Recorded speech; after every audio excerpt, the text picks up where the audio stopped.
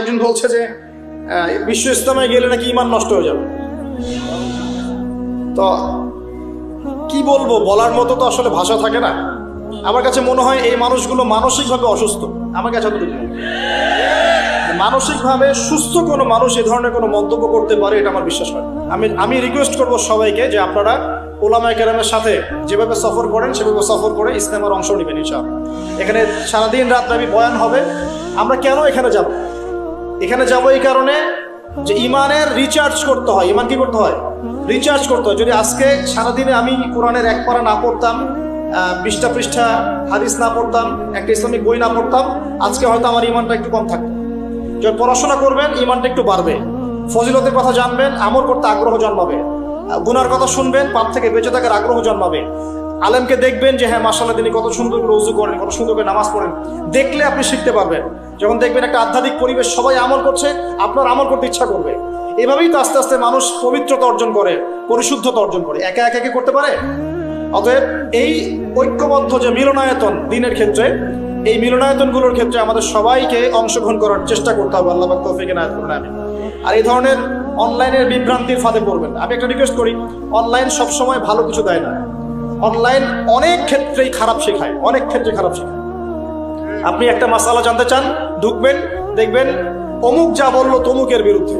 আর যে ইউটিউবারদের কাজ তো আছে, ওর তো ভিউজ বাড়ানো দরকার, এমন সামলাইন দিতে হবে যাতে মানুষ দেখে। অমুককে ধুয়ে দিলেন তমুক, তমুককে ধুয়ে দিলেন মানে ডিটারজেন্ট পাউডার, সবাই ধুয়ে দিচ্ছে একদম, ঠিক আছে? মানে এমন এমন সব টাইটেল, বিকৃত রুচির মানসিকতা, বিকৃত মানসিকতার মানুষ। এবং আমি রিকোয়েস্ট করি ইউটিউবারদেরকে, আমি বলি তো যারা অফিসিয়াল, যে তোমাদেরকে পড়াশোনা করতে হবে। আগে পড়াশোনা করতে, কোন অংশটুকু মানুষকে শোনাতে হবে, কোনটা শোনাতে হবে না, এই যোগ্যতা তোমাকে অর্জন করতে হবে। তো এমন কিছু মানুষকে বলা যাবে না যেটা শুনলে দিনের ক্ষতি হয়ে যায়। কোনো কোনো ক্ষেত্রে একটা জিনিস হক হওয়ার পরেও পরিস্থিতির খাতিরে আমাদেরকে চুপ করে থাকতে হয়, এরকম সিচুয়েশন আসে।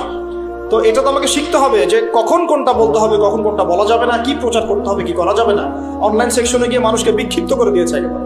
অমুক যা তমুকের বিরুদ্ধে, তমুক যা অমুকের বিরুদ্ধে, অমুককে ধুয়ে দিলেন তমুক, তমুক সাইকে ধুয়ে অমুক। মানে মানুষের অনলাইনে ঢুকলে দেখবেন বাংলাদেশে একজনও ভালো আলেম বক্তার কেউ নাই, বাকি সবাইকে ধুয়ে রেখে দিছে। এখন কি করবা? এখন তুমি দায়িত্ব নাও উম্মার।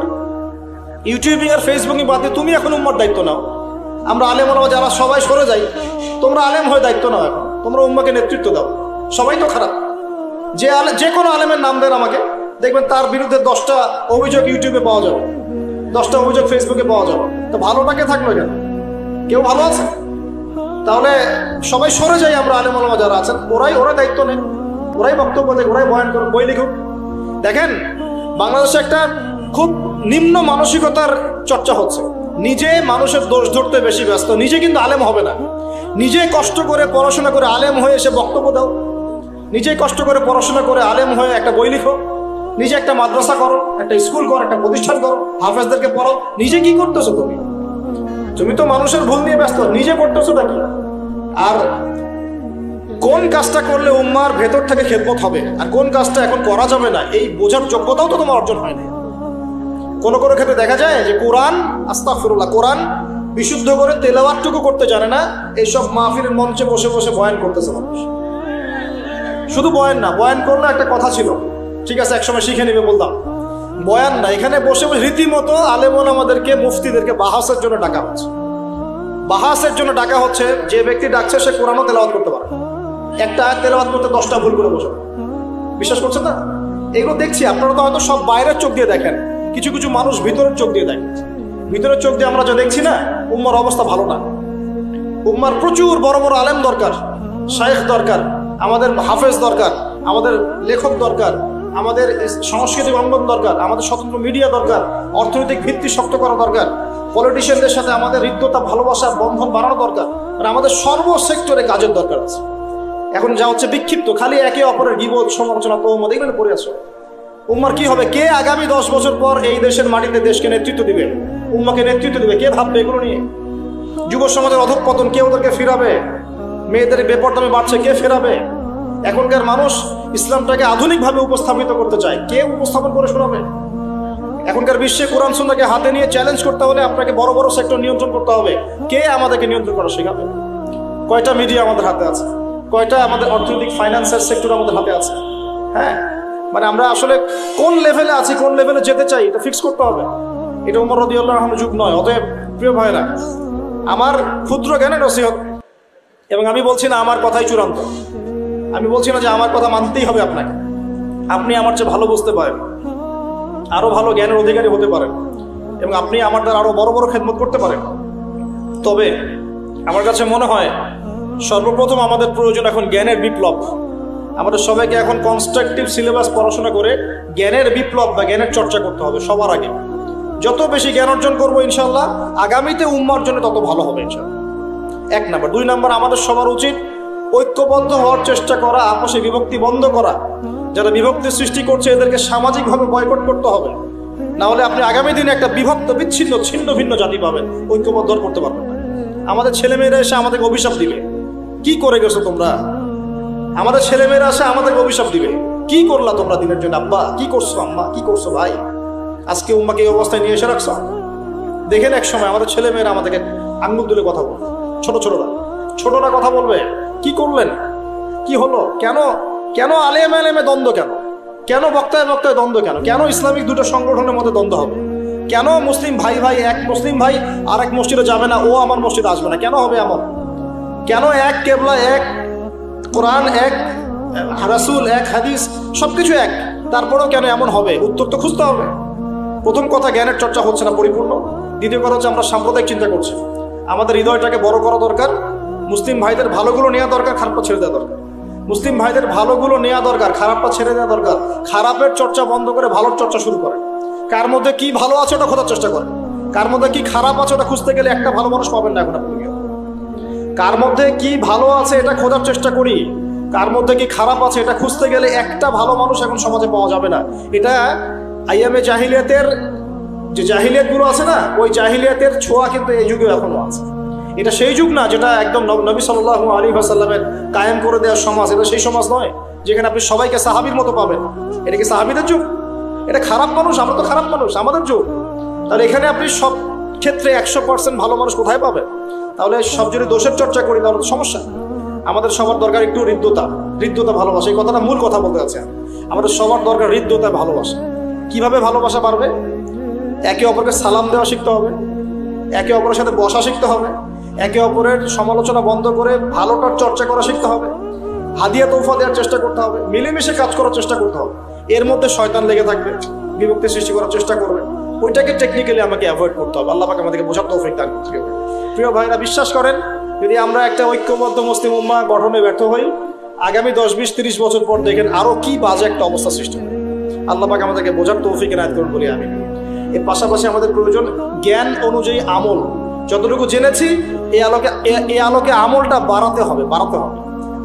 শোনেন, নিজের কবরের ফিকির যে করে সে কখনো মানুষের পিছনে লেগে থাকে না। আমরা নিজের কবরের ফিকির করি আগে। ইয়া আইয়ুহাল্লাযীনা আমানু আলাইকুম আনফুসাকুম লা ইয়াদুররুকুম মান দাল্লা ইন ইহতাদাইতুম। আল্লাহ পাক সূরা মাইদার মধ্যে বলছেন, হে মুমিনগণ, তোমরা নিজেরা নিজেদের নফসের খবর নাও। যারা পথভ্রষ্ট হয়ে যাচ্ছে ওদের পথভ্রষ্টতা তোমাদের ক্ষতি করবে না যদি তোমরা হেদায়েতের উপর থাকো। আমি কবরে যাব, আমাকে 3টা প্রশ্ন করা হবে, আমি কি উত্তর দিব? আমি কি জান্নাতের সার্টিফিকেট পেয়ে গেছি? আমার পিছনে কি জান্নাতের সিল লাগানো হয়ে গেছে? তাহলে আমি কেন আরেক ভাইয়ের নামাজ নিয়ে কটাক্ষ করি? আমি কেন আরেক ভাইয়ের অমুক নিয়ে কটাক্ষ করি, অমুক মাদ্রাসা নিয়ে কটাক্ষ করি, অমুক ব্যক্তিত্বকে নিয়ে কটাক্ষ করি, অমুক আলেমকে নিয়ে কটাক্ষ কেন আমি করতে যাবো কেন? এমন তো হতে পারে সে ব্যক্তি আমার আগে জান্নাতে চলে গেছে, আমি পড়ে গেছি পিছনে, হতে পারে না? হতে পারে কি না? এমন তো হতে পারে আমি সবার শেষে জান্নাতে যাচ্ছি খুঁড়ায়, আর এই মানুষগুলো আমার আগেই জান্নাতে সব চলে গেছে, হতে পারে কি না? এই যে ইবলিসি স্বভাব একটা চলে আসছে, নিজেকে বড় মনে করা, অন্যকে ছোট মনে করা। এই কাজ করতে গিয়ে আমরা কিন্তু ঐক্য নষ্ট করে ফেলছি। প্রিয় ভাইরা, সমালোচনার সংস্কৃতি বন্ধ করে ভালোর চর্চা করুন, হৃদ্যতা বাড়ান, আমল বাড়িয়ে দেন। নিজের কবরের ফিকির করি। 30 বছর চলে গেল, কয় ওয়াক্ত নামাজ পড়েছি, কয়টা সূরা শিখলাম, কয়টা হাদিস শিখলাম, হ্যাঁ, কয়দিন মানুষকে দাওয়াত দিলাম, কয়দিন আমি তাবলীগের মেহনত করলাম, কয়দিন আমর বিল মারুফ নাহি আনিল মুনকারের কাজ করলাম, কয়টা মাদ্রাসা করেছি, কয়টা প্রতিষ্ঠান করেছি। আমি দিনের জন্য আমি করেছি, দেখ নিজের ফিকির করে আমি করলাম কি দিনের জন্য, ওই ভাই কি করলো সেটা পরে। আর আমি যখন তার চেয়ে ভালো করার যোগ্যতা অর্জন করব তখন আমি তাকে নিয়ে কথা বলতে শুরু করব। আল্লাহ পাক আমাদেরকে বোঝার তৌফিক এনায়েত করুন। প্রিয় ভাই, নিজেদের ফিকির করি।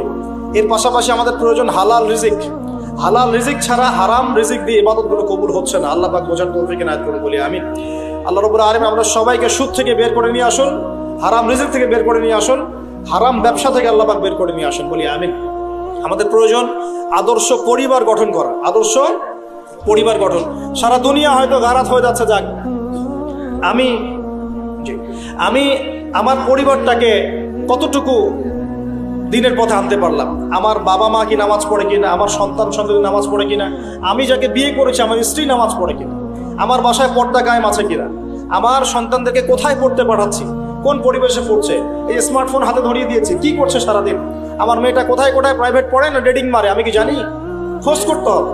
আমার পরিবারটাকে আদর্শ পরিবার গড়ার চেষ্টা করতে হবে। আল্লাহ পাক সবাইকে তৌফিক ইনায়াত করুন বলি আমি। পরিবারে যাবতীয় অনইসলামিক যে সংস্কৃতি বন্ধ করে দেন, পরিবারের মধ্যে হৃদ্যতা ভালোবাসা বাড়ান, পরিবারকে সময় দেন, হ্যাঁ, পরিবারের লোকজনদের সাথে মেশেন, পরিবারকে সময় প্রদান করেন। তারপরে পরিবারের তালিম চালু করেন, তালিম, মেয়েদের তালিম হবে, ছেলেদেরও তালিম হবে।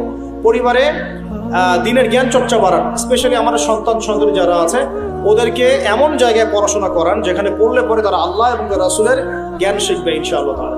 এরপরে আপনি ওকে ডক্টর বানান, ইঞ্জিনিয়ার বানান, সেটা আপনার ডিসিশন। এটাতে আমি কখনোই বিরোধিতা করবো না, বরং আমি বলি প্রত্যেক সেক্টরেই আমাদের ভালো ভালো সৎ মানুষের দরকার আছে। আল্লাহ পাক আমাদেরকে তৌফিক ইনায়াত করুন বলি আমিন।